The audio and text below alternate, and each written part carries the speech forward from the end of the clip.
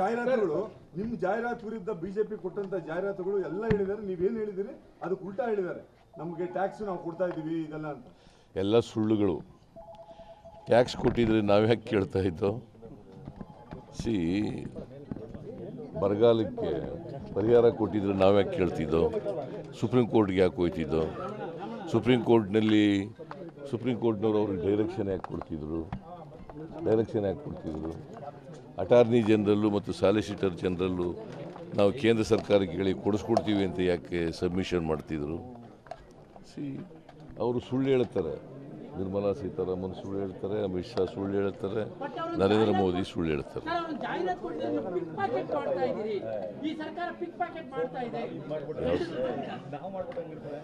ಈಗ ಯಾರೋ ಚಿಲ್ಲರೆಗಳು ಹೇಳೋದಕ್ಕೆಲ್ಲ ಉತ್ತರ ಕೊಡೋಕ್ಕಾಗಲ್ಲ ನಾನು. ಪಿಕ್ ಪಾಕೆಟ್ ಅಂದ್ರೆ ಏನು?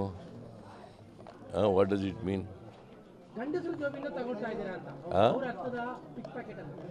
ಗಂಡಸರ ಯಾವುದು ಅದು? ಗಂಡಸರ ಜೇಬಿನಿಂದ ತಗೊಳ್ಳೋದು ಯಾವುದ್ರಿ? ಯಾವ್ದು ಹೇಳಿದ್ರ ಯಾವ ಟ್ಯಾಕ್ಸ್ ಅಪ್ಪ ಹೇಳಿದ್ರು?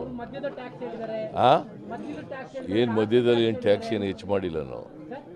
ಮದ್ಯದ ಟ್ಯಾಕ್ಸ್ ಏನು ಹೆಚ್ಚು ಮಾಡಿಲ್ಲ. ಮದ್ಯದ ಟ್ಯಾಕ್ಸ್ ಹೆಚ್ಚು ಮಾಡಿಲ್ಲ, ಯಾವ ಟ್ಯಾಕ್ಸ್ ಹೆಚ್ಚು ಮಾಡಿಲ್ಲ. ಪ್ರಧಾನಿಯವರೇ ಧರ್ಮದ ವಿಚಾರವನ್ನ ಸಾರ್ವಜನಿಕ ಭಾಷಣಗಳಲ್ಲಿ ಮಾತನಾಡ್ತಾ ಇದ್ದಾರೆ.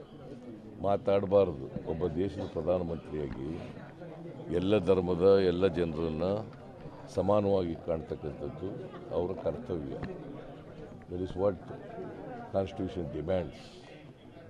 ಅವರು ಪ್ರಧಾನಮಂತ್ರಿಯಾಗಿ ಈ ಥರ ಎಲ್ಲ ಮಾತಾಡಿದ್ರೆ ಅದು ಸಂವಿಧಾನದ ವಿರುದ್ಧವಾಗಿರ್ತಕ್ಕಂಥ ಮಾತುಗಳು. ಅದಕ್ಕೆ ನಾವು ಕಂಪ್ಲೇಂಟ್ ಕೊಟ್ಟಿದ್ದೀವಿ. ಈ ಬಾರಿ ಜಾಸ್ತಿ ಆಗಿದೆ ಅಂತ ಈ ಬಾರಿ ಆ ರೀತಿಯ ಭಾಷಣಗಳು ಪ್ರಧಾನಿಯವರು ಜಾಸ್ತಿ ಆಗಿದೆ ಅಂತ ಕಾಣ್ತಾ ಇದ್ದಾರೆ. ಎಲ್ಲ ಕಡೆಗಳು ಜಾಸ್ತಿ ಹತಾಶೆಯಿಂದ ಮಾತಾಡ್ತಾ ಇದ್ದಾರೆ. ಹತಾಶೆಯಿಂದ ಮಾತಾಡ್ತಾ ಇರ್ತಕ್ಕಂಥ ಭಾಷಣ.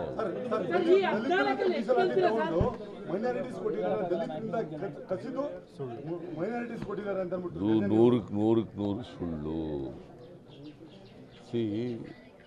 ಚಿನ್ನಪ್ಪ ರೆಡ್ಡಿ ವರದಿ ರಿಪೋರ್ಟ್ ಕೊಟ್ಟಿದ್ದಾರೆ. ಅದರ ಆಧಾರದ ಮೇಲೆ ಮೊಯ್ಲಿಯವರು ಮುಖ್ಯಮಂತ್ರಿ ಆಗಿರುವಾಗ 4% ಮೀಸಲಾತಿಯನ್ನು ಕೊಡಬೇಕು ಅಂತೇಳಿ ತೀರ್ಮಾನ ತಗೊಂಡ್ರು. ಅದಾದಮೇಲೆ 94ನೇ ಇಸ್ವಿನಲ್ಲಿ ಅದನ್ನು ಆದೇಶ ಮಾಡಿ ಜಾರಿ ಮಾಡೋದು. ಅವತ್ತಿನಿಂದ ಇವತ್ತಿನವರಿಗೆ ಹಿಂದುಳಿದವರಿಗೆ ಮುಸಲ್ಮಾನರಿಗೆ 4% ಮೀಸಲಾತಿ ಇದೆ. 2B ನಲ್ಲಿ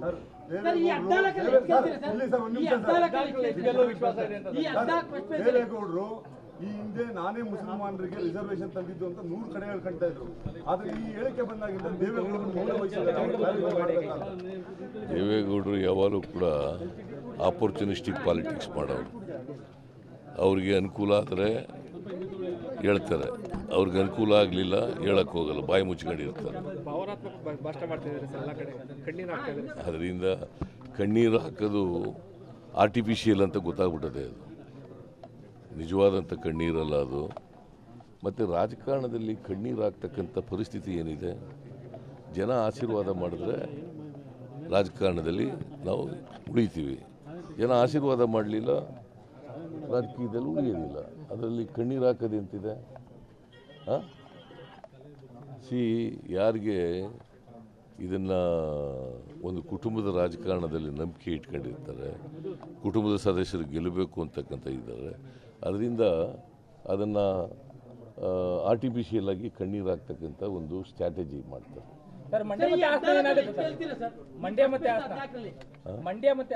ಹಾಸನದಲ್ಲೂ ಗೆಲ್ತೀವಿ, ಮಂಡ್ಯದಲ್ಲೂ ಗೆಲ್ತೀವಿ.